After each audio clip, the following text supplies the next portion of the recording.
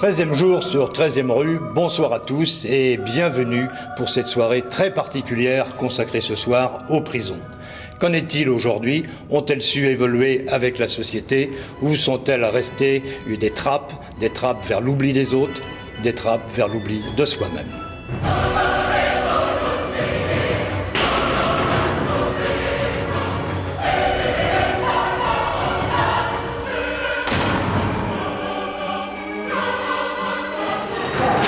Je m'appelle Jacques Le Rouge, mon nom ne doit plus vous dire grand-chose, et pourtant le 1er décembre 1971, la cour d'assises d'Évreux me condamnait à mort.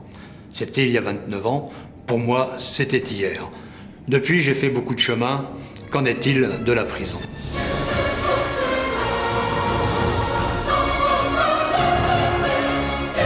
À quel moment cesse-t-on d'être un citoyen et appartient-on à l'administration pénitentiaire? Au moment précis où, au greffe de la prison, on quitte son nom pour devenir un matricule. Alors, il faudrait pouvoir trouver les mots pour dire l'importance de cette perte d'identité, c'est-à-dire que on ne vous appelle plus par votre nom, on n'a plus l'impression d'exister. Quand on écrit, on n'a pas de réponse. Quand on sonne, on n'a pas de réponse. Enfin, c'est le néant absolu.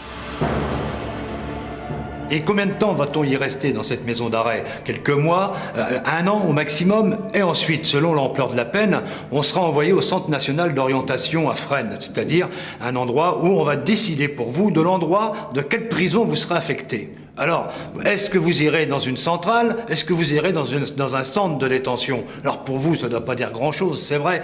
Dans une centrale, on envoie des gens qui sont dits reconnus, supposés dangereux. Et dans un centre de détention, on envoie des gens qui ne présentent pas de dangerosité pour eux-mêmes, le personnel de surveillance et surtout l'évasion.